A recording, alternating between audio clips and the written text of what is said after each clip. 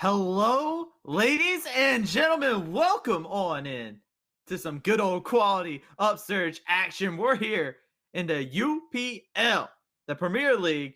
My name's Travis T. Powers. I am joined here by an ever so voluptuous, sensational one, also known as the Saved One. He's here to do some saving of his own. It is Daniel, the Saved One Mena. How are you doing, man?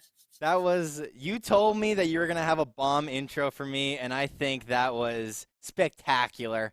I don't want to give a solo round of applause because that would be kind of awkward, but we got to introduce the story here tonight because we got an awesome matchup.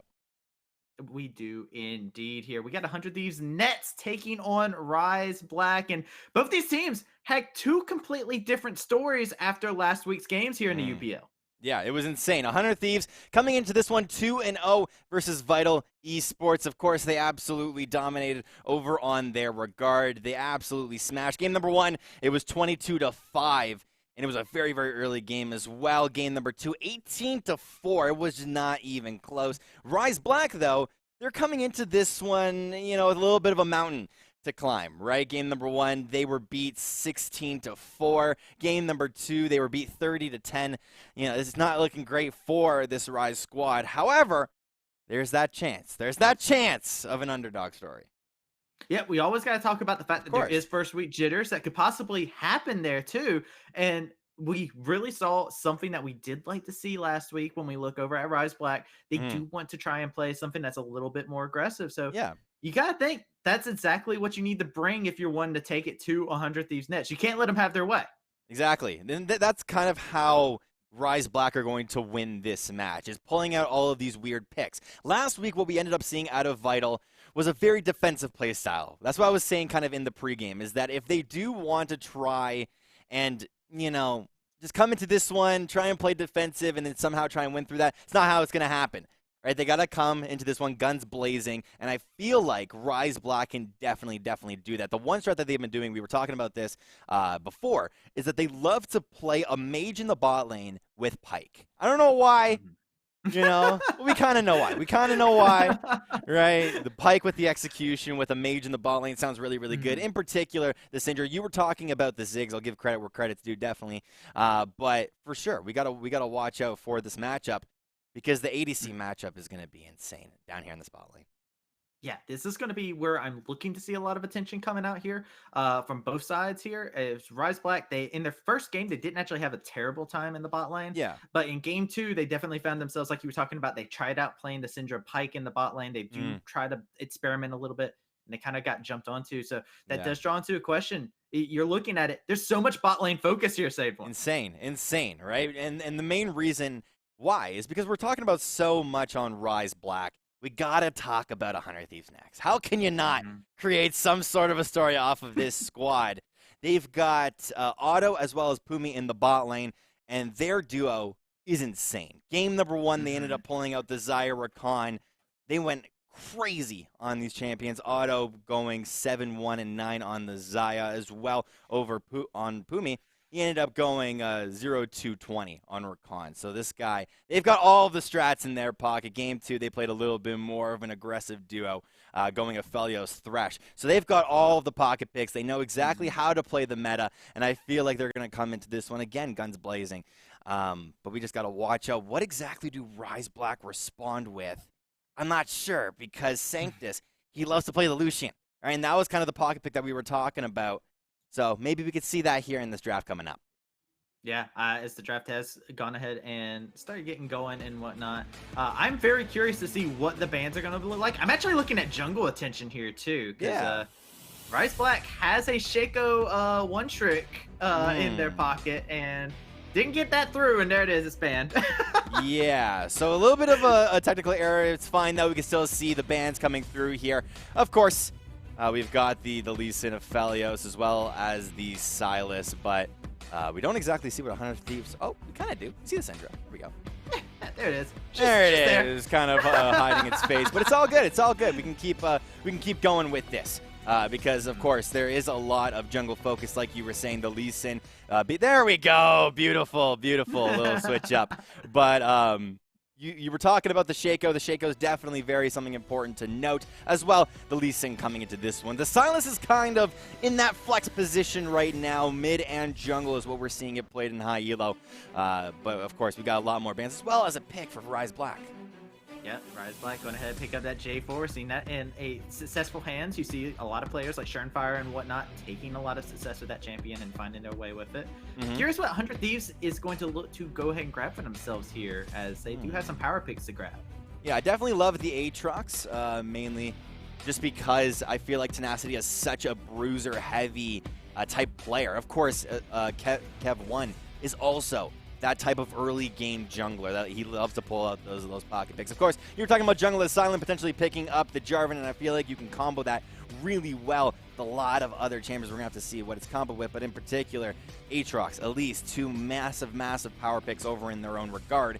And it's going to be awesome to see what Kev1 can do with this early game jungler, because he impacted the map so much last week with the early game junglers he was given. Yeah, and I like this right here. The Camille actually gives you some great gank assist into the Aatrox. You pick Aatrox because it's super blind pickable. Yep. Now we are see what the answer is going to be from Rise Black, because Xayah looks like that's going to be what they lock in for the bot lane for themselves. Yeah, Rise Black choosing this here is a little bit out of the ordinary. They did not play this last week as well. Sanctus doesn't have too much experience with it in ranked itself. Scrims are probably going well with this champion, but it's kind of weird because they picked the Xayah, but usually you like to pick Rakan with it. So this is kind of a clear ban for 100 Thieves next, unless this is all a mental game, right? Rise Black maybe wants to try and draw out a ban with this Rakan. Will 100 Thieves next ban it out? We're going to have to see in 20 seconds. Yeah, well, they looking at banning out the Orianna. Actually, a strong mid laner here for Rise Black, so you know that they're not going to let him go ahead and get that, as Zoe's getting banned. And we're seeing a lot of pinching on this mid champion pool, as both mid laners have not been declared. Yeah, and Rakan going to be banned out like we predicted earlier. Of course, Misfortune going to be coming into this one. Otto loves to play all of those meta ADCs, of course. Nothing real surprising as well. You're talking about the mid lane champion pool. This is getting kind of pinched out here. Syndra's banned, Orianna's banned, Zoe, LeBlanc, all of these mid lane champions being taken off the board here. What is left? I can't even, is not really even coming to me at the moment. We still got Cassio. I mean, that is a major one. Rise is still open. I mean, we see a lot of these champions, and I feel like when we definitely look at it, ooh, a Blitzcrank to come on out. We got a hook versus hook bot lane, man. This is going to be very interesting right off the get-go. Yeah, definitely. I feel like, or at least when I have heard of the Blitzcrank Thresh matchup, usually Blitzcrank does not want to pull the Thresh. Just because Thresh, that's his main job. Get into the enemy team and try and flay them. It would have to be at the wrong moment, right? Underneath the tower where Blitzcrank kind of thrives is where Thresh definitely does not want to be. But we do have a surprise pick here, the Veigar. It's kind of cool. Yeah, the Veigar coming on out. The mid laner for Rise Black actually plays so many mages and whatnot. Is actually nuts, and Veigar is one of his most played inside of solo queue. Plays it multiple seasons, so really excited to see him pick that one up, as it has seen some pro play here recently as well. As Ziggs! Oh, you predicted it! On in. Yeah, man, look. There you Big go. brain. There you Big go. Brain. You wanted to see it. That's all you kind of said. Is you want to see it maybe paired up with a bot lane matchup. However, Ziggs has been getting buffed over the past couple of weeks. And now we're going to see it, finally, in the mid lane. Of course, it's not going to be in the bot lane, but still a really, really good champion to watch out for. Yeah, absolutely. With Ziggs, that gives them a lot of sieging power, a lot of rotation value that actually comes out from the Ziggs that we're going to have to keep our eyes on. Those Mega Inferno bombs are deadly save one. Yeah, exactly. We're going to have to watch all of these different little fights, and I think that we can actually touch on what kind of synergizes with it. They have so much AoE on this team. Of course, they've got a lot of single target pick damage, but you have the bullet time. You're talking about the Ziggs ultimate. You're talking about the Aatrox that can flank from all of these different sides. It's going to be so insane to watch the amount of pick followed up by the amount of engage this 100 Thieves roster has for themselves. I have extremely high hopes for this roster. But then we also got to touch on the other guys, because they have a roster that it's out of left field, right? When I was talking about that we have to combo the Jarvan with something, they pull out a Camille as well as a Veigar for that mid lane matchup. And I feel like Veigar is going to struggle just because he wants to farm as best as possible, but you have a very annoying Ziggs just tossing bombs at you. Not only just that, you got to talk about the jungle matchup here. Yep. Elise is very good at being able to gank inside of the mid lane. So, Yep. gonna keep keeping our eyes here on this Elise, the pathing that she takes. It's going to be something very important. But, Save One, you talked a bit about engage. I'm going to toss Yes. you something right now. I love it. You talked about the toss, the way that you see 100 Thieves nets, they'll be able to do some stuff on their side. Rise Black has a lot of engage, but they also have disengage. Yep. 100 Thieves nets, they do not have any like super hard big AoE engage. They don't have a true initiation besides getting a pick. Is that a concern going into this? A little bit, but I feel like they can rotate the map. I don't want to say a lot better because it's definitely not true. But I feel like as a team, as a whole, as we know them as a squad, they're a lot more synergized together. And I feel like that's what's really going to win them the match. Having that Elise in the early game is going to allow her to really get around, shut down the Veigar early.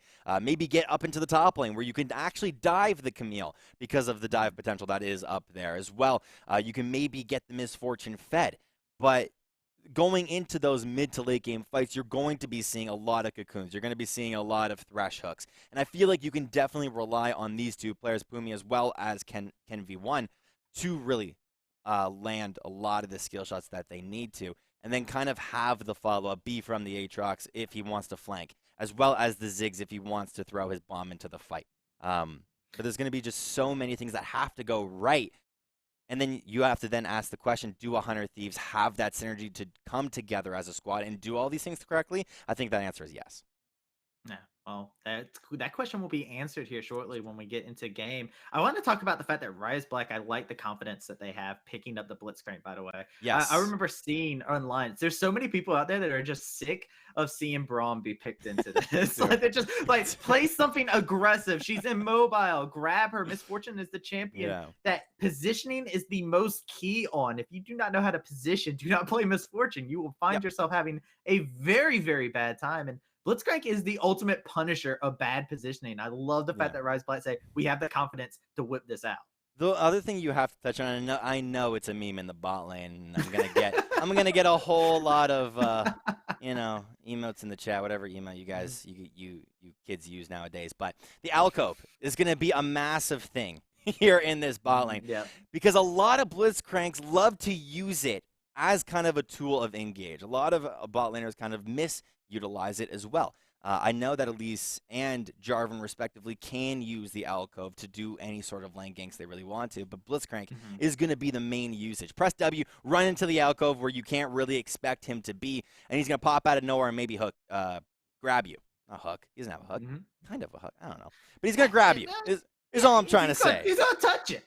Yeah. There's nothing else about it. He's got the right hand of justice, you know. He's just gonna yoink you on over, pull you on in. There's nothing you can do. He's gonna knock you up into the air, and it is going to be a bad time for you. And it also brings into the question, are you talking about the ICO hygiene, the laning and whatnot? Let's talk about something that's really important before the lane even starts. We do need to talk about the level 1 that could possibly come out here. That is a very big thing whenever you look at both Blitzcrank and Thresh. These champions are two supports that are really good at providing invades and really setting up some really cool early game pressure. Yeah, it could be really cool because I know that in a lot of cases, if both of these teams want to invade, it's going to be kind of messy, right? Maybe one could be going through, I'm trying to think of this, visualize it for everyone. Rise Black, if they are on the blue side, they're going to be going past their own red buff, behind the enemy blue buff on red side. I said that correctly. As well, 100 Thieves could be going past their own blue buff into the tri-bush of bot lane. And they could meet at some point when entering back into Rise Black's jungle. So there's a lot of possibilities. If 100 Thieves want to invade or if they just want to go for a 5-point start, they could do a very simple strat as well. Same thing with Rise Black. If they do want to invade, they have to put all of the cheese. All of the cheese has to come out of the fridge right now. Gotta start cooking the grilled cheese because Rise Black, they gotta come out with it here in this match. Yeah, well, whether you're invading or doing something simple, Daniel, do you know that there's something pivotal to be able to do either one of those? And I want you to tell me, do you know what that is? No. That is a freaking keyboard, baby. And you will only get the finest quality of keyboards over at Kono.store. That's right. That is KONO.store. Ladies and gentlemen, we want to give a shout out to our sponsor here at Upsurge for being ever so lovely and providing just the finest of keyboards to be able to use. You can clickety clack, clackety click, whichever way you prefer to be able to do it. Make sure you check them on out. They have some of the finest stuff out there. Mechanical keyboards. Like I said, they go clickety clack, clackety click. What else could you possibly want from a keyboard? Be able to check them out. Big shout out to them for always just being so great for us. And over here at Upsurge, they make a lot of this stuff possible. And like I said, they just provide the finest of keyboards. So, ladies and gentlemen, make sure you check them out. That's KONO.store to be able to get yourself the finest of keyboards that will allow you to set up everything that possibly could happen. Make your dreams come true. Do it. Get diamond. Yeah. You could do anything with a Kono keyboard. Yeah, our producer, one of our producers, actually wants to get a Kono keyboard after hearing it. So yeah, it can get you a girlfriend. It can get me a girlfriend? It can get you a girlfriend, man. I don't know if that promise is there, but all we gotta say is that we're now into this match, ladies and gentlemen. Rise Black versus 100 Thieves next. I want to introduce these teams' travesty. Why don't you go ahead and introduce Rise Black? Got it here, Rise Black. We got Porsche over in the top lane, Jungle Asylum. In the jungle, we got the man, the myth, the legend, playing Varmithian, the Vigar, playing the Glacial Augment. And then we got Santis and Justin down in the bot lane. All right, and over on the red side itself, we have 100 Thieves next, ladies and gentlemen. Tenacity in the top lane, Kev1 in the jungle, Copy in the mid lane, and Otto with his support, Fumi. And we're seeing already a little bit of some early pathing here. You're seeing them kind of 5 points spread it on out, like the vision coming out here already as both sides, making sure there's not going to be any early hijinks to go on. Yeah, we actually saw a little bit of an invade almost go out. We were touching on that. Rise Black tried to invade that top side, but it was really good by Kev1 just to throw the Spiderling and catch out Porsche as well as Justin. So definitely good little bit of information as well. They got a deep ward into that over by the red buff itself as well. They're going to be starting in the bot side. Both junglers with a vanilla start, very basic in the bot side. I kind of wanted Kev1 to start in the top side, but the only reason why you would start bot side is at least because you want some top side of the map action. Wants to go ahead and get up there. Aatrox is a very good lane to get rolling. Anybody who is in the chat as a 100 Thieves fan probably saw Sunday actually just demolishing on this champion once you start getting ahead. It is such an impressive champion, and you can already see the laning is already going to be a little bit difficult being the melee matchup in this. Yeah, and you can already see a little bit of poking going off as Porsche really wants to try and get these early minions. Of course, Tenacity wants to as well. Whenever given the opportunity, of course, little auto attack's going to be going back and forth. You can already see that early game damage. Aatrox is so strong up there in that top lane. He's one of those champions that brings a lot. Now we're seeing some of the jungle pathing that's currently going on. Elite's is still actually towards the bottom side, something to take note of as just finishing up those wolves. As J4 is already up to the top side of the map. Yeah, J4 just doing that three camp clear, getting that level 3 very early on. Of course, they changed that at the beginning of the season. Elise, though, I feel like the only reason why she would want to clear her whole bot side is so that once she goes back down there, the whole entire jungle could reset. But you see in the top lane of gank. Yeah, here comes the hook shot. They're going to be able to get a lot of damage. A beautiful knock-up and first play going to Porsche. Jungle Asylum putting out one heck of a gank to start things off. A little bit weird because Tenacity, he was trying to interrupt the EQ, the flag and drag, with his own third Q and just wasn't able to do it. I guess the timing wasn't correct, or maybe it even doesn't. But I do want to quickly look at that replay just to see what exactly ends up happening here. Of course, you see the EQ come through and Tenacity wanting to do exactly that. Again, was not able to flash. So he still has flash available for these future fights, but I feel like he would want to come up here really soon. Oh, but here comes Kev. He's looking for revenge here. Porsche going to get jumped onto. Hook shot to come on out, trying to lay out the damage, but Kev is going to be able to pick that up, and almost a massive turnaround from Porsche in that. Yeah, and you can also see Jungle Asylum kind of hovering over this top side. Also, in the bot lane, kind of a cool little crab take. Coming through just to deny it. Of course, crab is going to be going back over in the top side, but definitely really good by Kev1. Just to get something there. Whoa! Going to be able to connect that onto the MF. Is going to have to flash. Just taking a lot of damage. These feathers going to be set up. Not going to be able to set up any further CC, but great read on the play by Justin. That was crazy. that was a little bit out of the ordinary. Yeah, you don't usually see a Blitzcrank in the bot lane, or at least in a meta like this one. So it was kind of cool just to be like, yep, I'm here. Or at least Justin saying that to the MF. It's a little bit of a reminder, right? Yeah. And fun fact, actually, Tenacity did use TP to get back in there for that early top lane rotation. So Tenacity is going to lose out a little bit in terms of CS, but Porsche is not hard pushing it at this time. You also look at the items on these two top laners. Going a little bit more defensive is Tenacity. He got the cloth armor for himself. Of course, wanted to get the long sword just for a little bit of damage, but a whole entire Vampire Acceptor for Camille really pulls down a statement up here in this top lane. I guess she didn't really have enough gold to get the full Tiamat, so she wants to just go for a little bit more life heal, right? Yeah, hey, look, Aatrox, he's able to heal up from his autos. Why can't Camille, right? Wants to go ahead and snatch that on up, and hey, no shame in that. Those legs do all the speaking they need to. Yeah, in a lot of cases, of course, but it's starting to clue in what you said. I was looking at this matchup and I'm like, what did Travis just say? But I have that effect on people, man. It's been a while since you've worked with me. Whoa! Oh, we won't watch that. okay. We won't watch that. No one saw that. No one saw that. A little bit of a fat finger, but I feel like they're still going to get this dragon. Unless Jungle Silent wants to try and steal this. He's looking for it. He's going to go on into this. Smites are up for both of them. He's going to be able to get the cocoon onto the J4. Wow. They're not burning it down, but Otto is going to be able to pick up that kill. Great job stopping the Drake so they can secure it. I was just going to say, that's really, really good communication by the jungler to say, hey, stop, let me land a cocoon first, and then we'll just CC the heck out of this guy so that we can shut him down, and they definitely did so. So that was really good. Of course, Mountain Dragon going over to 100 Thieves next means a lot for this squad. It also means that the Mountain Dragon is sadly not the soul, as well as the Wind Dragon. We see that on the top left. Yeah, and I was actually about to say, what if it was Big Brain, right? We saw the flash come out from Elise, but guess what? That was on a vision ward, I believe. So they were baiting it, saying, all right, come in, come for this Drake. Made him feel a little bit more confidence. He built him up to break him down. Big Brain coming out from Cam. They were going to say it was all part of the plan, as TP is going to be used by Copy here, just to help out with the Scuttle Crab. What a great teammate. You know what? When mid laners help out with Scuttle, it's definitely really good, but I feel like Ken V thought for a second that he was going to steal it. You know, you always have that instinct as a jungler that the mid laner is going to steal the crab, but it's all good. Definitely a lot of really nice control.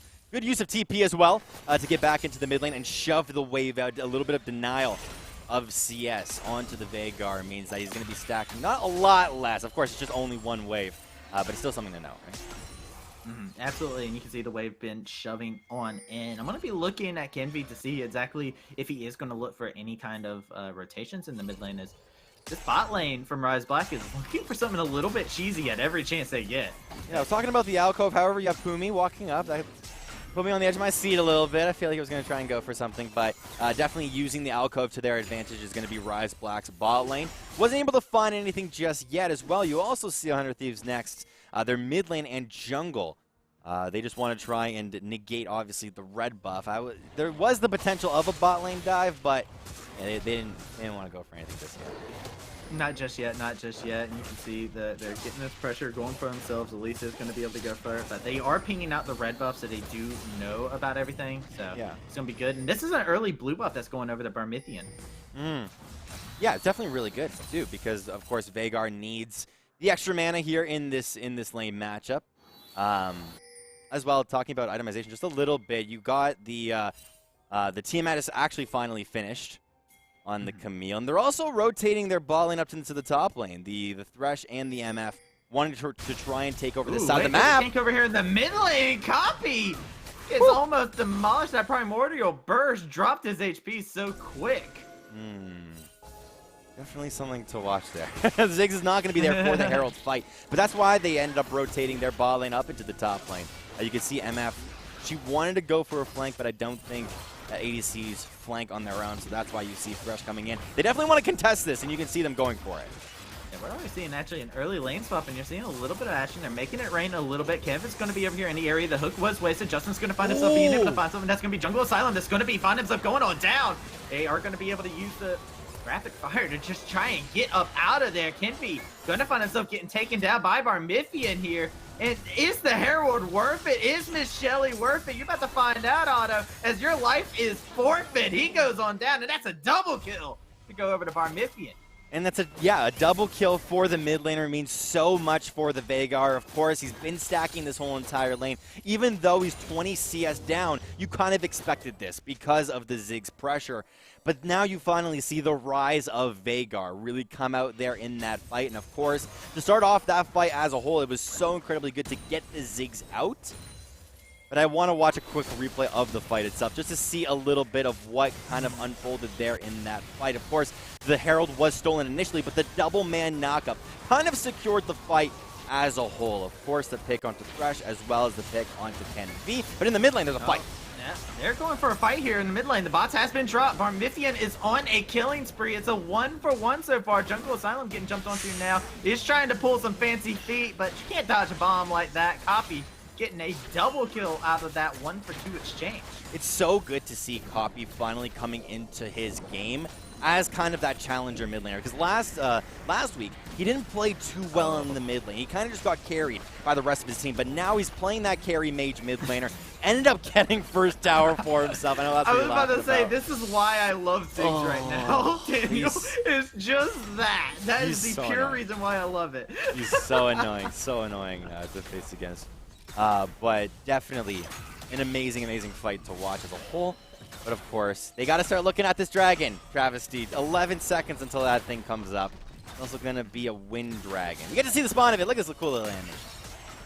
The Cloud Drake is going to be a very big one to be able to grab here, but you're seeing 100 Thieves nets. They're saying, all right, it's fine. We don't need it. We're getting gold instead. And that is what they're going to value here, as they're not in position to contest this at all. Yeah, and there's no one really rotating up for them, or at least in the time that they should have. Of course, Veigar had the priority of pushing out that mid lane, and then now he's kind of hovering around that top side. That river's also lit up, so they would know if Veigar is going to be roaming. You did see the bullet time coming on out, laying out some damage, clearing the wave, trying to shove that on in. They're trying to get that tower knocked down as much as possible, trying to take advantage of the plates while they're still up. Yeah, a lot of plates need to be going down, and I feel like it's a little bit more worth than a dragon, at least a wind dragon at this point. Of course, it gives you one more step closer to that soul. But at the end of the day, you've got the dragon control. The gold lead matters just a little bit more as well. So getting 2 extra plates in the top lane as well as more in the bot lane just kind of solidifies your early to mid game. Yeah, but check this out. They're going to get another thing here. I was about to say they're at 10 plates. Now they're at 11. They're going to be able to get themselves a whole entire tower with all of this. There's no way to contest it, but we're seeing the Cataclysm coming on out. But the Lantern is going to bring Otto to safety. They're going to be able to get out of there. Defson is not going to be able to connect, trying to look for some aggression from 100 Thieves nets, trying to see if they can push them off of this tower. And they will successfully do so. Yeah, and while all that was going on, Ken V1 was tasked in the mid lane of stopping the Veigar.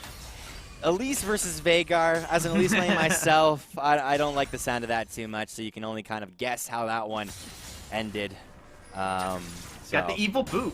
Exactly. The primordial boot. Primordial boot, exactly. So much damage could have definitely came out of it. It's a very scary thing to look at. This Veigar now, we need to take a moment to look at it. This Ziggs, I actually kind of want to see what the gold is looking like right now, because Ziggs and Veigar have a tale of 2 different coins. One has turrets for days and all these plates that have just been nomming on ever since it was like, it's like Thanksgiving dinner for this Ziggs. Yeah. But Veigar's been picking up kills in all of these fights, which is terrifying. Of course. He's got the GLP for himself. Of course, he's matched up versus the Luden Zeko as well as blasting one on Ziggs. I feel like if he went back to base now, I don't think he's actually back just yet. So he might be sitting on just a little bit of gold for himself. But you can see him waiting for a flank. He's kind of like waddling into the fight itself. MF's got to be careful. Yeah, it's looking in a tricky spot. That's going to be the Headsec Ultimatum, and Porsche is going to be able to pick that up. Beautiful catch to come on out, but they're not done. Barmithian is looked to jump onto Poom, and Poom has to flash on out of there. This Veigar hurts right now. Oh yeah, and while all of that is going on, of course, Ziggs just taking as many towers as possible. Definitely really good shot calling by the jungler as well as the mid laner. Can be one and Copy having that synergy. However, there's a flank going on. looking for something. They're trying to get onto Kenby. He's going to use the repel to try and get out of harm's way. That's going to be the baby rage cage being put on down. At least it's going to find himself going on down, but now it's Copy using the statue charge to get out of harm's way. Justine is now the next target. He's going to have a lot of damage being put back to him. He's not going to be able to find himself escaping, as that is going to be the rubber ducky of his own death at that point. Copy getting a double kill, and yet again, taking advantage of a little bit of over-aggression coming out from Rise Black. Yeah, he got a shutdown as well onto the Veigar, so that's a lot of gold going into his pocket. And he also has just so much damage. We were talking about that damage, his items that he had just before the fight actually happened, and not to mention a whole tower for himself. Of course, that tower doesn't have plates, but I do want to take a quick replay look at that fight since we do have just a little bit of time. But we can see here in the mid lane, the immediate shutdown of the Elise is what I want to touch on. Flashing right into the stun. That's so unfortunate. But Copy was allowed to go into the backline and just kite this one out. So beautifully done. Using his satchel charge just to escape a lot of the burst the enemies had there was so incredibly nice. Picking himself up a double kill was so worth it. Yeah, that's a true mark of a good Ziggs player right there, knowing how to use the satchel charge, both aggressively and defensively. We got to see that with that fight as he started it off using it defensively and worked out to brilliant as well, being able to get the Veigar. And it's got to be on the back of their mind, especially because look at the item that Ziggs got here. As a Leandre, he's already built. Ooh, watch this backflip. That is going to be the Featherstorm coming on out. He's going to be able to use a beautiful repel to get over to the blast gun. He's going to be able to get out of there. Baby Rage Cage, not going to be able to catch anybody. No rage for them yet, as that was just too close for comfort. Yeah, that was definitely very close, and you can see that they actually might be wanting to start this one up, but I don't know if this is the correct timing. Rise Black is still there. None of them have died just yet. No one has really burned Flash off of this fight in particular, so there's a lot of engage that Rise Black want to be using very soon. Of course, there's so much zoning as well coming out from 100 Thieves. 100 Thieves is doing a fantastic job, and this is the power of the Ziggs right here, the Ziggs misfortune. You go into a choke, you gotta recognize that's a lot of damage. World Ender has been popped by Tenacity. Super Mega Death Inferno Bomb coming on in. Tenacity now trying to jump onto Marmithian, but not gonna be able to catch him out. Lots of defensive summoners having to be used to get out of that situation. Yeah, Veigar with the Flash. That's huge to enter into a lot of these fights. I feel like a lot of fights are kind of started. The Flash Veigar E, but it's not going to be having it just yet. At least here in this fight. Jungle Asylum, does he want to go for a steal? He went for the steal. He's going to find himself caught out now. The death sentence is legitimately going to be his death sentence as he just waltz into the Drake and gets smacked up by a cocoon. It doesn't matter if it's first dragon or third dragon. He wants to go for all these steals because he knows a lot of people are watching him. Kind of unfortunately, he wasn't able to steal that one. You could say he's going 100 or nothing, right? Yeah. It took you a moment on that one. Whatever. But we are getting to the 17-minute mark as we are seeing it. Now, this is going to be more Infernal Drakes, and you got to think, right? 3 Infernal Drakes for either one of these teams is the option that could possibly come out here. And as the game goes on, both of these teams really like this, especially in the mid lane. And I feel like that's kind of why 100 Thieves didn't go for the second dragon, because it just means a little bit less damage, right? So it's a little bit big brain, just to get more infernal stacking as the game goes on. And of course, they're very confident in Kenby's ability to outsmite the Jarvan. Of course, level difference has a little bit to do with it, but of course, just the experience of the junglers themselves is just so incredibly different. But I do like this bot lane push here, because they do have the Rift Herald, if they want to use that here. They do have it. They have Herald. It looks like they are going to hold on to it for a little bit longer, though. It's still halfway before it's gone. So Herald's going to be withheld onto. They want to use that to crack open the Nexus base if they possibly can. And Justine taking a huge amount of damage, and now Herald has been summoned. Going to be coming through this bot side. Veigar actually TP, and Barmithian coming over here from the top side. They don't have vision on him. Could go for a potential flank here, and that's going to be an immediate pop of the tower. Veigar's in position to try and go for something, but it's going to be very difficult for them to be able to pull this off. Trying to use that Glacial Augment, trying to get something, but this is a Nexus taken so cleanly by 100 Thieves next. That's what I was going to say. I got a little bit excited there. I almost interrupted you, but That was insane. Just like they had the TP. Rise Black had a lot of the formula to really start a bot lane fight there. But I don't know if they were just too scared or if they just weren't confident in their own ability. But they just didn't do anything. They allowed them to take the inhibitor tower. Nothing that they can really do, granted, just because of Ziggs. But they just allowed them to walk into the base, take the inhibitor, and then all of a sudden now they're back onto this mid lane tower.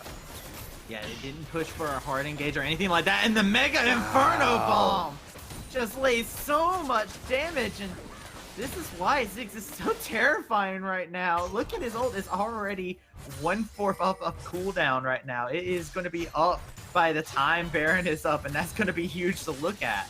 Oh yeah, you gotta look at all the timers here. You're talking about Baron, you can already see the rest of 100 Thieves next, or at least the main duo, Kenvi and Copy, just warding up this area, or at least they're taking the scuttler for this area to start off, as well as clearing their top side camps in order to just gain a little bit of priority in this top side. But yeah, they're already trying to set up for this, because I feel like in order to really break down a mid lane tower, you need just a little bit of extra pressure, as we see Baron finally spawning out.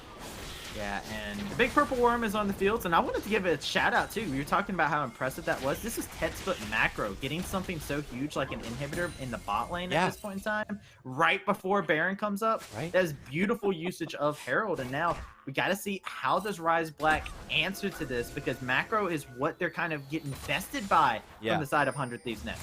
Everything was timed out to the T. Get the bot lane inhibitor, rotate mid lane, get a little bit of damage onto the mid lane inhibitor tower. Now there's just waves crashing into 100 Thieves' base. They have to send someone down there, which is going to be that Camille. But that just means Tenacity is allowed to group with the team, which means a little bit of extra pressure. Got a hook onto him. Tenacity's going to get jumped onto. The World Ender has been popped. Is looking to lay out a lot of damage. Justin uses the silence, but it's just going to have to find himself getting hit by the death sentence. And Tenacity goes on down. Now it's going to be Kenvi over here on the sidebar. Memphian's dropped down so very low. You got to keep an eye on him as the Primordial Breast comes on out, but it's going to be Auto that flashes on forward. The bullet time comes on out, and Coffee picks him off on the side. Call this man a janitor because he cleans up the fight. Death sentence almost connects, but it's going to be forced just out of range. They're going to be able to get the knockup. It's going to be them making it rain. The slow is there. They don't need no Baron. They are going to look to just take down these Nexus turrets while they have two pivotal members down, and there's no way for them to stop this. Under these nets, they can pick up a clean win here at the 21-minute and 30-second mark. I don't even know what just happened there. There was just so much. 100 Thieves next, playing the macro game almost perfectly. I don't even want to say almost, because that was insane macro play. Oh my goodness, they played that map so beautifully. They really did. I'm trying to process all that. I mean, everything from how they rotate with the Ziggs, I definitely can tell that this is Copy really at home with this, and they not only is Copy at home with the champion, his team knows how to play with a Ziggs. That was proper rotations, and they played to what a win condition for a Ziggs is to a T there. I was saying earlier in the match, but Copy didn't look too great last week. Like, he looked good, of course. He's on the star roster, but he didn't look like he carried the match. Right? He died a couple of times, a little bit of sloppy play, but this week he played, or in this match, he played like a monster. They had to play around the Ziggs, right? Rotate the Ziggs across the map is what 100 Thieves said, and it worked beautifully. Yeah, and even if the Mega Inferno Bomb wasn't killing anybody, it was absolutely laying out a bunch of devastation. We do have to talk about some of the bright spots, because this is a best of 3, right? Yeah. Rise Black did not look helpless inside of that game. They got out macroed. Yeah. But the early game, right? That early flash flag and drag that actually came out from the J4 in the top lane, that was a completely different Jungle Asylum than what we saw last week. And when you're talking about Copy, I can't help but think about how Jungle Asylum really did not have much success as a jungler last week, and we saw him have the early proactivity that he really wants to show with the champions that he loves to play. Yeah, he drew a ban in Champion Select. Of course, it was the Shaco. We were talking about that, how he's a one-trick. He's been climbing diamond with it. But he pulls out the Jarvan. We ask what can they do with this Jarvan, definitely an early game jungler, to match up against Elise, and definitely looked like he could actually match up against a challenger jungler. So definitely major credit to this guy. But yeah, that was just insane. However, We do have to close this out, go to a very, very quick break. So again, ladies and gentlemen, don't go anywhere. So we got game 2 of 100 Thieves Next versus Rise Black coming in just a couple of minutes.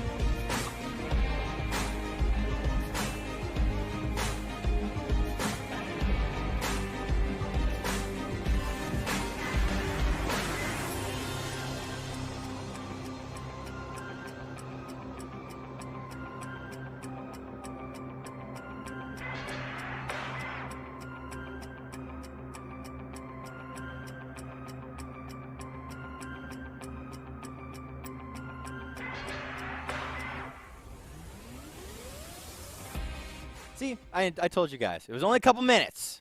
So you didn't miss too much. But welcome back, ladies and gentlemen, to 100 Thieves Next versus Rise Black, of course. My name, Daniel the Save One Mana. Joining me, Travesty. How you feeling after that game number 1?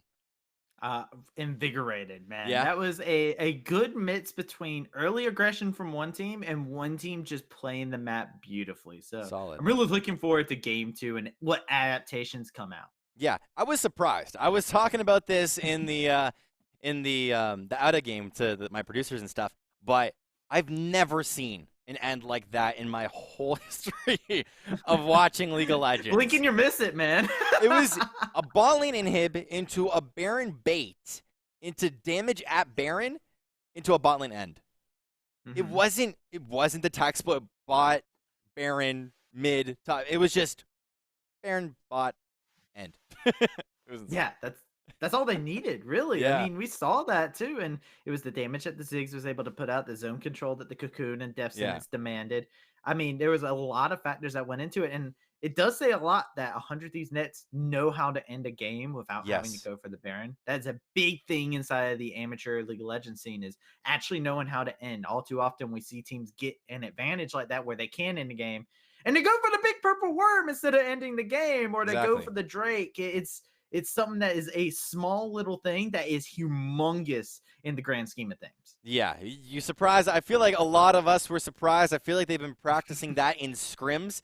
So that's definitely a huge, huge thing to note, is that this team is looking super bright in their future of this league. So we got to keep an eye on how they actually end up ending games. But talking about this game number 2. Yeah. Sorry, you want to say something? Go ahead. I was gonna say, you're it. talking about 100 Thieves Nets here, but we got a team that's got to prove themselves and Rise here. Yes. And we got Rise Black here, and you know what? They showed a phenomenal performance in comparison to their Insane. week 1. And this does draw into the question here: what does Rise Black adapt to help out here? Because we can't just leave them in the dust. They had a lot of impressive things that happened in the early game, all the way up until about the 15-minute mark. It looked like it was them taking a lot of early game proactivity. And I feel like the one thing that they have to do is look at their jungler and play around him. It's a very simple way of kind of playing the game, but you have to look at your jungler and say, all right, he's top side. Since I'm playing ball lane, I have to play a little bit more passive. Vice versa as well can happen. But again, we're now back into this pro draft, and we get to see maybe these new bans come back and forth. Yeah. It's same band so far. They're banning out the Gangplank one trick. They've banned away the Shaco one trick. So they're really standard bans coming on out here, except the Rumble is brand new here. Yeah. The Syndra as well is repeating from the or is at least a But it was similarity banned that by we see. 100 Thieves last time. Yes. Oh, so that's a little bit different. But definitely, all of these bans are kind of self-explanatory. The 2 jungle bans out of Lee Sin as well as Shaco. We got a couple of top lane and mid lane bans all across the board here. Did they actually want to? They answered the question for me. I was going to say, do they actually want to prioritize the Xayah first pick? And they definitely do. This is kind of interesting. Yeah, I love this pick actually because of the fact that it forces you to say, do you want them to have Xayah Rakan, or do you take the Rakan and put it together with someone else? I love when Xayah Rakan is such a meta thing because it makes so many forced things in the draft. And yeah, it's going to be Silas looking like it's going to come out here. Very strong champion at the moment. We were talking about this one earlier, that he can actually be placed in 2 different roles. Of course, the mid lane that we all know and love, but also in the jungle. Silas jungle is so incredibly strong. It's being played, I believe, a lot in LCK, or at least it's being played in Challenger and NA, but it's slowly making its way into the other regions. So I'm kind of interested to see if Rise Black are going to be one of the first to do it. Could be really cool, of course. Just very standard Senna being placed against the Xayah, and this was also seen that was meta for the summer finals in NA, where they would first pick the Xayah, or at least the team on blue side, and then the red side would either be forced to pick another bot lane or pick the Rakan away, or this would happen, where the team on the blue would pick the Rakan. I was about to say, this is actually kind of scary. You're playing Senna into what is very telegraphed to be a Rakan. Yep. They got to have an answer for this. I'm curious on what their answer is going to be into Rakan. Now they also have to think about the Sylas. It's a champion that can flex between multiple roles that you can see out there. You do see it predominantly in the mid lane. You can see it flex over to the top lane in certain matchups as well. But 100 Thieves saying, hey, it ain't broke. Let's pick up the Aatrox again. I was going to literally repeat your words. If it's not broke, don't fix it. And Tenacity going to be playing that bruiser up there in the top lane. He absolutely destroyed on this champion in cases where he shouldn't have destroyed. Usually when you're inside of a Veigar stun, you can't really get out of it. But Tenacity says, no, I'm going to defy all laws of physics and just flash over this wall. So we'll be seeing that once again. But you're right. The Rakan and Xayah, 100 Thieves next, played this last week versus a Senna Braum. So they've got a lot of experience versus the Senna matchup, and they know how to destroy it as well. This is really good on their part. And by the way, we do see the Camille counter pick into the Aatrox, of course, but we're going into the second ban phase here. Tahm Kench Rek'Sai fired off quick, and I love this immediate Tahm Kench ban when there's a Senna on the field and they have Rakan. Yeah, you could also picture that they want to ban the Braum here. The only counter argument is that Rakan actually counters the Braum, so you might not want to ban it out. But this now forces Rise Black into that chokehold, where you have to now pick a tanky support. Because, of course, they have the Sylas, which gets a little bit tanky. They have the Camille, which gets a little bit tanky as well, but not to the point where you've got that frontline tank. And I feel like Rise Black need that in their lineup. Yep, absolutely. Rise Black need a little bit of tankiness, a little bit of a beefcake to join them as they go in for the Dive-In Adventure. Sylas needs a buddy to go along with them. Leona, Nautilus are both up and available, so... Hey! You predicted it. Big brain, man. I keep telling you. Exactly. Yeah. Leona going to be picked up here. You predicted it.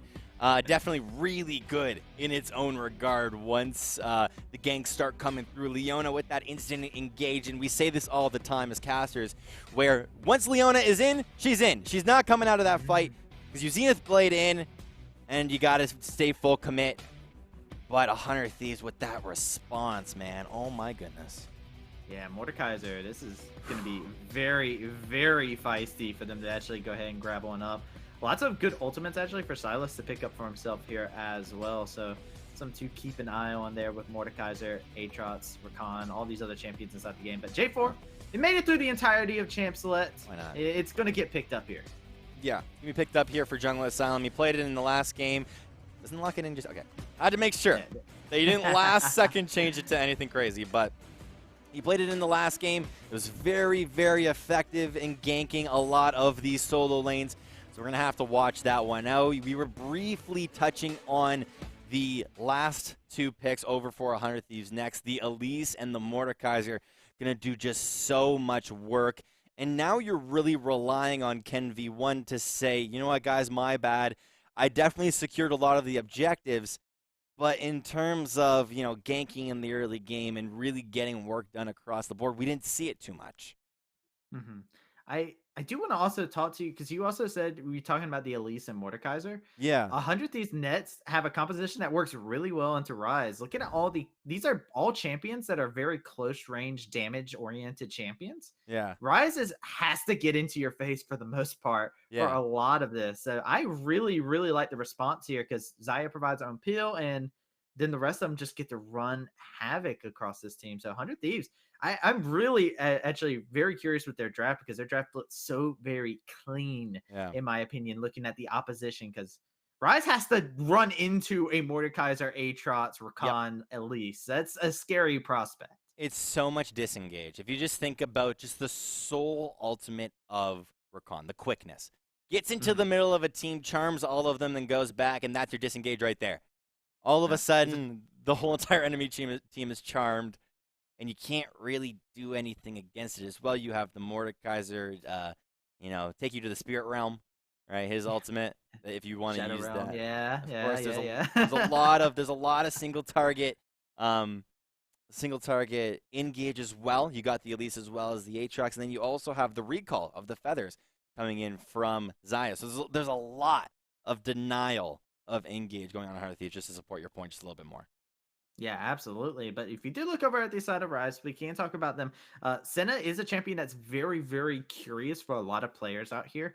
If you're a big fan of the pro scene, a lot of people are flaming Senna over in North America Yep. just because they see TL Senna and they go, "Oh no, I'm getting triggered by flashbacks and all this other stuff." But it's a very, very strong champion if you know how to play it. This is a Yep. champion with a global, which automatically makes every single player in competitive says, how can I make this work? Because a Yeah. global is such a huge advantage. And I'm going to be keeping my eyes personally on how the Senna works. Because Senna, together with this Leona, especially since we saw this Leona when playing Blitzcrank last time, Mm. roaming all across the map, Senna needs to be able to provide support throughout the map. Make sure to make use of that global ultimate. Yeah, and I feel like she can definitely do that in a lot of these cases. In the famous words of Double Lift, I was watching an interview with him a couple weeks ago, but he said Senna just allows your team to win fights just a little bit better. With the ultimate, Hmm. the amount of shields that she ends up giving is definitely a team fight decider in a lot of these Hmm. cases. Of course, she's got a lot of single target damage as well. She also has healing in her kit, as well as a little bit of surprising engage with her W, how she can hide some of her team members. Of course, we're going to be seeing a lot of that if they actually want to use that as a team. Hide the Jarvan, hide the Camille in a lot of cases. You could do that, as well as the Silas and even the Leona, not to mention. If you want to engage using the Senna, but of course she's so incredibly strong. So if Sanctus has a lot of experience using these engage type bot lanes, you can definitely do that. The only problem with this lane matchup with the Senna is it forces them just a little bit to play passive and just stay balling until your jungler comes into the mix. And what better jungle champion could you pick other than Jarvan, since we ended up seeing that last game, which is so incredibly effective. I do want to talk about a. I'm going to be the negative person here, though, when we Sure, do do it. look at Rise Love of it. composition, where there is no escape for the Senna. And really and truly, this is a go in composition that's coming in here. Like Silas goes in, Leona goes in, all these champions go in. Senna doesn't have any peel. A lot of times when Mm. you see a Senna, we see it paired together with something like the Braum, like Nautilus, someone that can kind of sit back and go with them. But Leona is not the champion that sits back with the 80 carry. Yep. Is really that dive buddy to go along with the Silas, J4, Camille. So Yeah. I'm actually a little bit scared for Senna. Positioning is going to matter so much inside this, especially with all the close range AoE abilities that come out here. Aatrox's sword slamming across the ground. If he even gets tapped by one of those abilities, that will be the death of the Senna very quickly. There's a lot of cases where Sanctus has to play more than passive, right? He's Hmm. got to stay in the double back line if you really want to say that, because you're going to be having a couple of members of 100 Thieves Next on your tail. You're going to have the Mordekaiser that's in there. The Aatrox really wants to get into the middle of the team. Even if you want to go a step further, you have the Elise Repel to get into that back line. The only thing that's going to really matter is how much defense this team has. And like you said, she's going to be left in that back line. But I'm kind of thinking about the Silas. Silas is one of those champions where you could either do one of two things. You can either go on the first target that you see, and if 100 Thieves Next is not careful about their engage, you could be getting countered by that Silas in the back line, followed up with a Senna. So you definitely have to watch out for a lot of those cases. Not to mention, Silas steals ultimates, right? So if you want to steal the Mordekaiser ultimate and then try and get that target off of Senna, you can then drag them into the death round. The only glitch that I've kind of seen with that Hmm. is that if the Silas or if Mordekaiser uses his ultimate, and if Silas already has Mordekaiser's ultimate and ults someone, they all get dragged into the same place.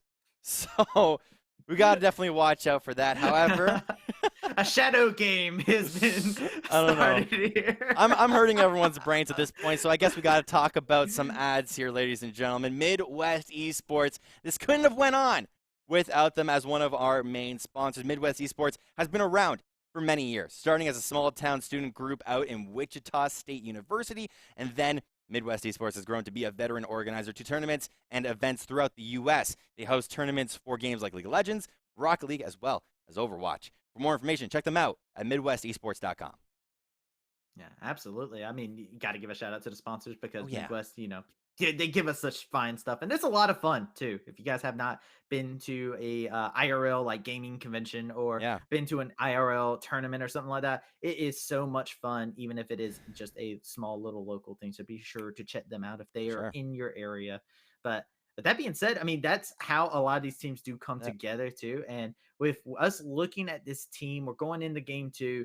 We talked about macro, we talked about early game, and I feel like we can definitely talk about there is definitely a sense of camaraderie Yeah. between both of these teams. We actually saw both teams actually moving around together, like they have been playing together for a decent bit of time already, and really have been showing that they have been on the same page for a lot of different decision making that's been coming out. Wrong or correct is a different story, but have been doing a fabulous job of making sure everything works out for them as we're getting into the game here.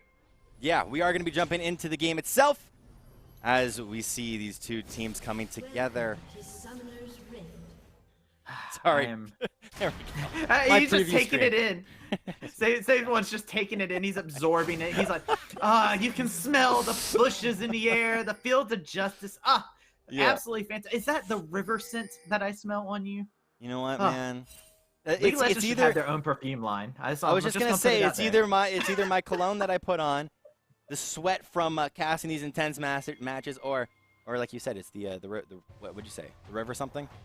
Yeah, the smell of the river, the scent of the river. That sounds like it should be a thing, honestly, right? If you want to hire me for it, you know, we can have all sorts of different like perfumes and colognes out there. You would buy some Twitch venom, right? A Twitch's venom cask, right? That would be just spice. I'm gonna be honest, bro. I've totally lost what we're talking about, but yeah, we're talking about perfume and all that other stuff. Okay. Rakan uses it. Okay, didn't know. That's how he charms everybody. He sprays himself with some branded before he uses the quickness. Just spray yourself real quick and then get into the enemy team. But he's gotta look cute for a man. Yeah.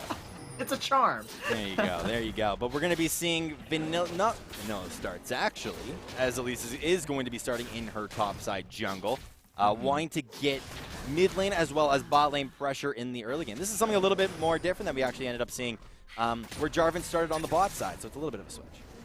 Yeah, and well, it's also a switch when you look over in the top side. Tenacity is playing the Mordekaiser over here in the top lane, so they're not having copy on the Mordekaiser inside of this. And I like this. They evade this counter matchup beautifully. Camille, not exactly the funnest champion to play in the mid lane, so don't really want to lane swap that. As you're seeing the action down here in the bot lane, and Knight ticking away on Senna, and Senna almost getting caught out and annihilated there. Yeah, definitely very, very close. We were talking about that matchup a whole lot as well, where the Xayah and Rakan just do so much damage down there in that bot lane. They have to play passive. Senna is forced to play passive alongside with Justin, but I don't know how passive Leona can play for how long. It's never a fun scenario to do that, but you are seeing the pings actually go down there in the bot lane. I don't know if Elise wants to go for a dive. It's definitely very possible. Yeah, possibly looking for it. There is no flash or heal onto Sanctus, so they are calling the trigger onto this. They're looking to lay out the pressure. They're going to be able to get the root onto the Rakan, but they're holding on to all of their abilities. They're jumping onto him. Sanctus is going to go in and go down as first blood, as a beautiful rotation of tower aggro comes out in the bot lane. Yeah, not only that, but they just didn't go for more than they wanted, right? They did not go for the Leona. And I want to try and look at a replay of that too, because we got to watch, like you said, the tower aggro, where Elise ended up immediately coming in, throwing out the cocoon. Did not land on anyone, unfortunately, but Humi tanking Henvi tanking initially using the Republic in the river. Yeah, they're looking for more here. They're trying to get onto the action here. Barmithian and Bob here that was clean. Is coming on in, laying out the damage. Boom.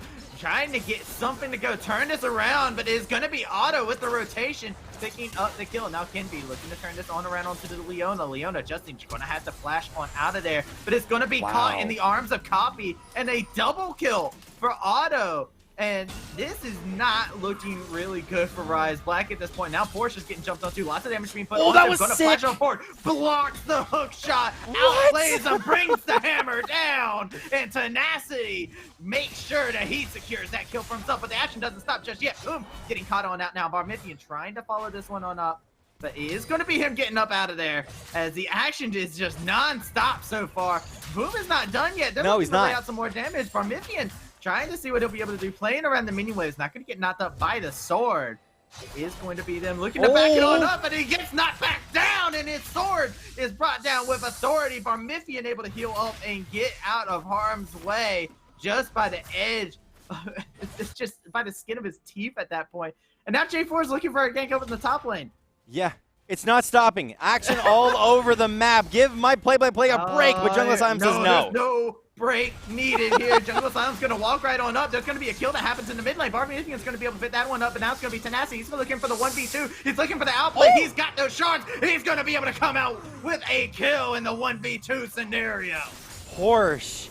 That was so close. Not to mention Tenacity with the 1-for-1. Definitely worth it at the end of the day with Mordekaiser. The 10 CS lead as well as a kill going into his pocket. The arm guard that he ended up getting. Tenacity pulling off plays as well. There's so much action all across this map. I don't even know if my brain can handle all of it. But all we know at the end of the day is that 100 Thieves next know how to rotate with the team. Of course, we see TP, but Otto and Fumi ended up rotating into the mid lane to catch out a double kill for Otto, allowing him to scale a little bit. Look at the itemization here in the bot lane. A BF sword compared to a Doran's, and Kenvi is not done just yet. Remember how we were talking about the range here inside of this? Now Leona's looking to go on in. It's Justin trying to see what he'll be able to do, but the damage is too much. They don't even need their jungler. Boom gets that kill. They're going to turn around, rotate it on in. Is not going to be able to check out the tower aggro. He's going to find himself getting CC'd up. Not going to be able to repel that, but it is going to be at least losing their life. But they are looking to come ahead and grab themselves another plate here. Absolutely delicious for them. Now Jungle Asylum looking to flag and drag his way on in there. Needs to be careful about how he plays this. Copy does not have the World Ender, does not have ultimate yet, but he's going to find himself getting knocked up, CC, and it is just going to be yet again another clean rotation to tower aggro. And you can see the communication is not dropping from 100 Thieves next. Of course, they're getting kills all across this map, and as a team, you could get a little bit silly with it, right? You can start playing around with your food, but no. They immediately get the kill bot lane. They ping out the Silas, and they say, back to base, we have to reset. Get this Xayah more items as well. Start this rotation with the jungler as well as with the Aatrox, and they're doing it absolutely effectively. You can also see Elise up here in this top side either wants to go for a gank or just try and deny some Krugs. Oh, well, here you go. Porsche's in the Shadow Realm, which means it has no vision on this. Porsche's looking for the Hextech ultimatum, trying to lay out some damage onto Tenacity. He has a beautiful hook shot to get out of there. And Porsche making it out of that gank very effective. One thing I was actually really interested to see is what was Kenvi going to do up there in that top lane, other than go up there, say hello, and then just walk back into his own jungle. The answer is going to be nothing, because you see the rest of Rise Black are not tilted whatsoever. They're going to be going for this bot lane. Oh, bot lane dragon. We both have the same reaction.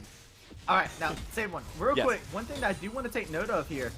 Senna did not go for the souls that dropped from the Drake. That's actually very huge. That's 2 souls that you could grab right there. Massive. That's how scared that Sanctus is at this moment in time. As the clock comes on through, not going to be able to connect that on Kimby. It's going to find himself getting cocooned. The mace is down, and it is going to be him going on down as the repeat gank is going to be effective. Yeah, you could see here in the mid lane as well. But it was almost. We got to digress from that. I'm getting too excited, man. My heart's going. But Kenvi is saying, no saved one. I'm not giving you a break. No. He's not giving me a break. He's making me talk. You're the one talking. I forgot. You're the one yelling. I forgot. I'm just the color caster. I just analyze all this stuff.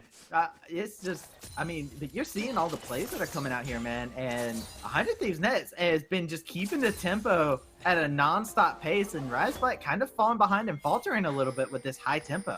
Yeah, and as well, talking about tempo, they want to continue to get stuff because Rise Black, they're very determined to not fall too far behind. Of course, the gold lead is insane. Not look at that for a second because Jungle Asylum really wants to try and keep his team together with this one, and it's really good that they're rotating this ball lane up towards the Herald itself as well. You're seeing the rest of 100 Thieves and what they're doing. They sent the Xayah bot lane with the duo, the Rakan, but she's just getting so many plays. And Kimby's over here in the top side here. Herald is going to go ahead and go on down. Lazal is pulling away plates over here in the bot side.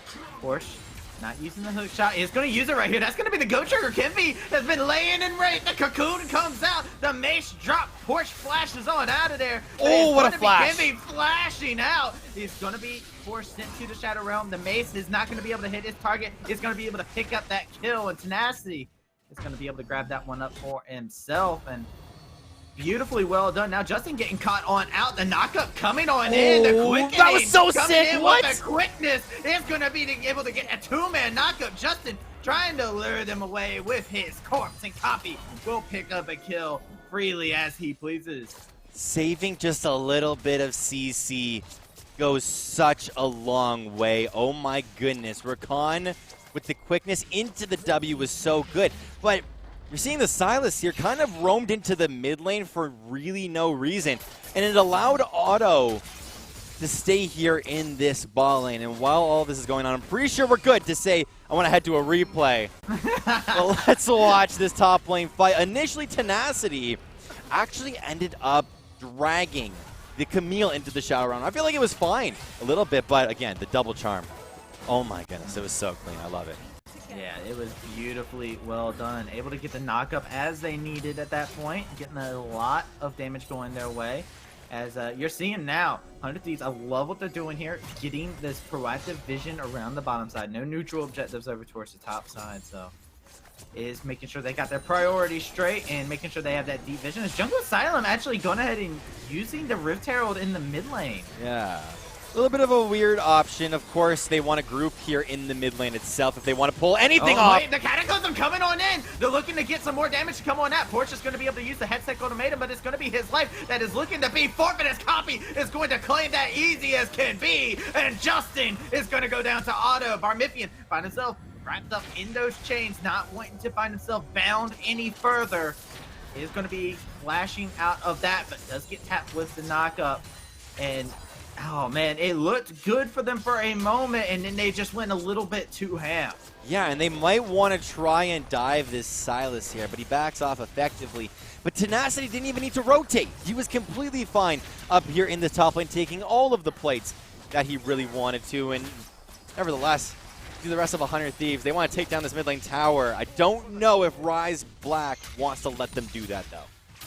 No, they don't want to. This is actually part of the problem, though. They have this high tempo that they're having to compete with, and you're seeing Rise Black. They're being made uncomfortable by this high tempo, and that's becoming a very big thing that we're going to have to keep note of. Porsche getting hit by the claw. There is a tower there still, so it's going to be safe, but is in a terrifying situation every single time this Mordekaiser gets anywhere close by because the Elise has been in wait.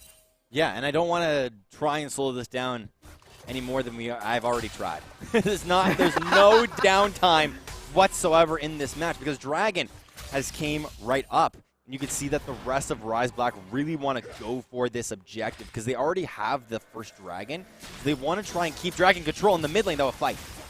Yeah, they're looking for something. Parmithian getting caught out. That's a lot of damage being put onto him. Almost taken on out. Justin's going to find himself jumping on in. That's going to be the soul flare. It's going to be used. They're going to be able to get the shutdown on the Auto. The quickening's going to be used as a swift retreat. Now it's going to be Kevin looking to try and find somebody on the backside here. He uses the repel to buy himself some time. It's going to be a shutdown that goes over to Parmithian as the action does not stop. Copy is on a killing spree, picking up the kill on the Parmithian.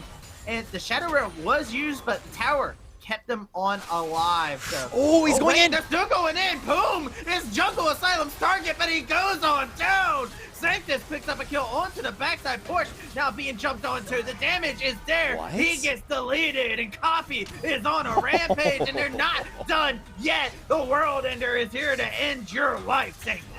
Copy has nerves week 1, and he comes into week 2 wanting to show a display of talent, and he's definitely doing that here on the Aatrox. He's absolutely popping off. He's got the Triforce.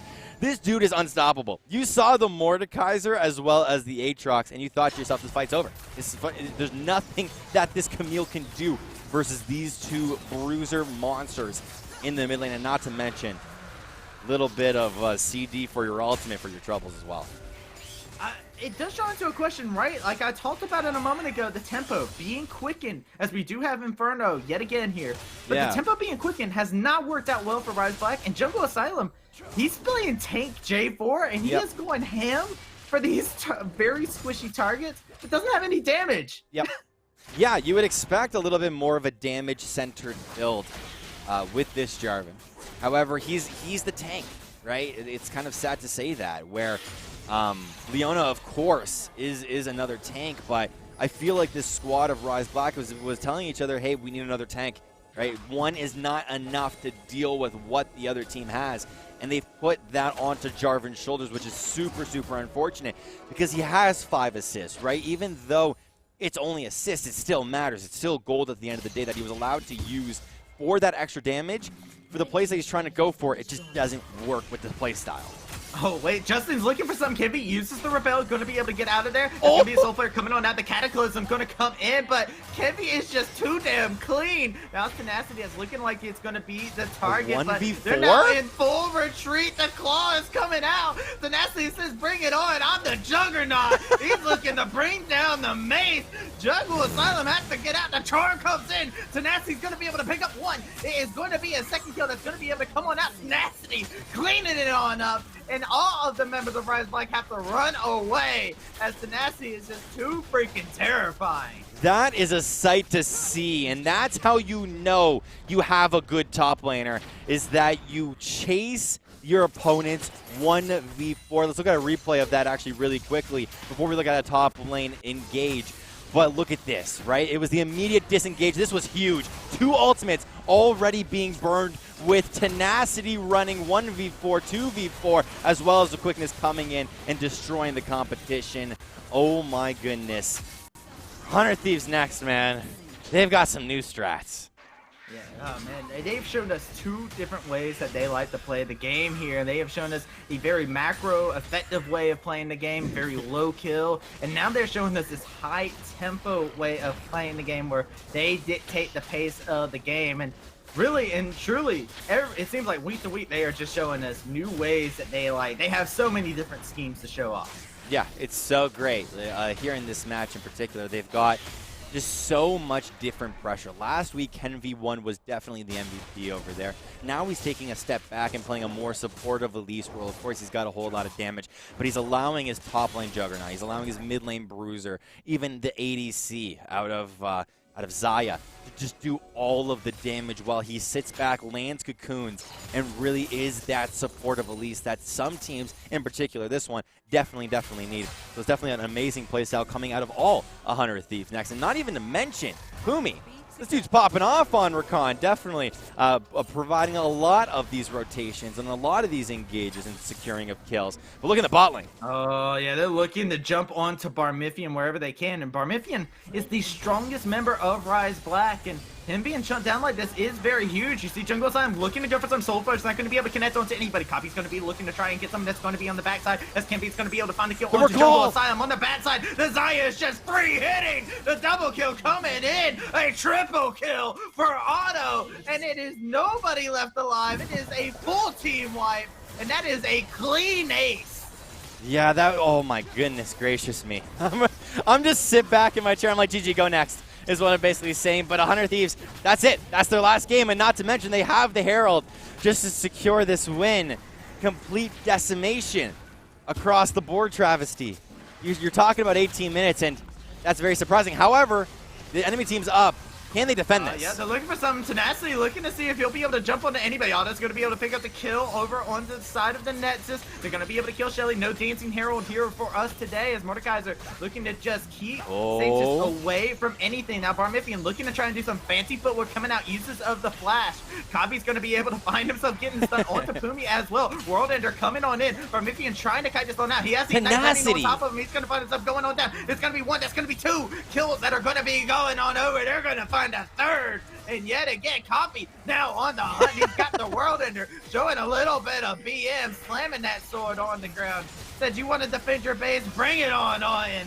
And they are going to find themselves 1 more kill. Jungle Asylum gives his life, but it's going to be bloodshed while his Nexus explodes, as that is going to be a 2-0 for 100 Thieves next. 19 minutes, 29-7.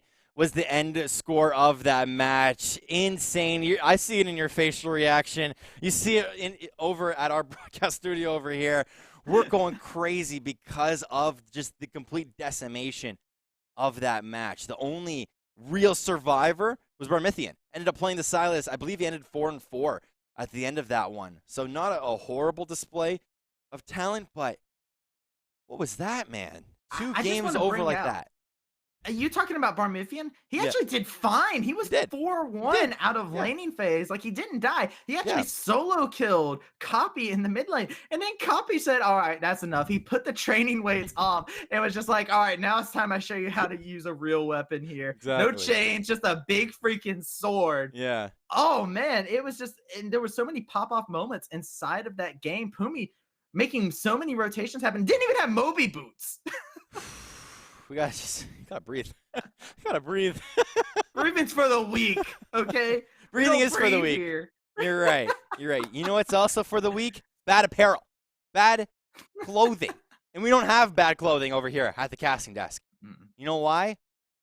Not really because of this next sponsor, but we got Sector 6 apparel, baby. These players, they're all rocking Sector 6 apparel. They're the leading esport apparel company providing on-demand printing for groups of all sizes. Sector 6 apparel designs comfortable and stylish for professional esports organizations and collegiate programs like the one we're in, as well as your very own Upsurge esports. If you want premium esports clothing that would like to support us at the same time, head over to Sector 6 Apparel. This is a very long URL, so you got to copy this down. Sector6apparel.com/collections/Upsurge esports. Once again, Sector6apparel.com/collections/Upsurge esports. Check out Sector 6 Apparel today and rep Upsurge esports or your favorite team in style today. Yeah. It's a good way to find a duo partner. Yeah. You wear that at any place. You go to a bar, you go to a wedding, you rock out some Sector 6 apparel, and that's how you find your duo. Yeah, you find your duo partner, man. Like, wear it everywhere. Like, just ride the tide on in there, you know? It's just like, yo, what's up? You're like, what's that? It's just the finest apparel, you know? That's it. Screw wearing a tuts. And then you say the whole entire ad. What is that? It's Sector 6 apparel. No, I won't read it. I won't read it. You just have it written on your hand. Just no, hey, it's not scripted. Not scripted. No, totally not scripted. Totally not scripted. No, no papers. I do have to ask you real quick, Sable. Yes. We've got to go back to the game. Sure. And I do want to ask you a quick question. If you have to pick an MVP inside of this series, who are you looking at? Because I feel like there's a lot of contenders. Yeah. Actually, because every member from 100 Thieves Nets did pull their weight in one form or another. I feel like definitely in game number 1 and game number 2, Copy just blew us away. The Ziggs in game 1 was insane. We could not stop talking about the Ziggs. Ziggs this, Ziggs that. It's a clear MVP for game 1 as well. The Aatrox in game number 2 was just insane to watch. Just the amount of dive potential that he had. Did not want to stay in the mid lane one little bit. I feel like the jitters were kind of going on for him. Had a little bit of a jungle-ness in him. And just wanted to roam into these side lanes and definitely did it very, very effectively. That was crazy. Yeah, I'm going to copy your answer. Yeah? I'm going to stick with the same thing. Yeah, I'm going to stick with copy. Nice pun. But yeah, nice pun. Yeah, thank you. I'm here for puns. That's what they hire me for. There you go. I do have to say, though, next week, right? Yes. With 100 Thieves in their Nets matchup, you got to think whoever their opponent is trying to figure out what style 100 Thieves is going to play. And we also got to ask our question, do we get week 1 copy next week or do we get week 2 copy? Because I don't know. you brought him up as MVP this week, but last week you were talking about he was a little bit less to be desired. Last week I was talking about Kenvi as well. Like, this guy was just the star jungler. And today, I don't know. He was playing a more supportive role. Powers. They have an agreement. One person can look good at a time. Yeah. Okay. he was playing a very supportive role in the Elise. I believe in both games. Was definitely kind of playing that more back foot type of style, but that was definitely very, very good. We saw Copy this week. You asked the question, are we going to see him again next week? Another person to look at is definitely that bot lane and even Tenacity to see if they stay consistent throughout all of these weeks. And all of those questions will be asked next Tuesday, I believe. Same time, same place, of course. But over at the casting desk, Travesty, thanks for joining me, man. This was insanely fun to do, so I definitely want to thank you. I want to thank my production crew as well, Yeti, Mike, as well as Preston over behind the scenes, just making me sound good, look good, as well as putting on an amazing stream for all you guys. But from over here at Upsurge, thank you guys so much for tuning in. We'll see you guys for the next Upsurge broadcast.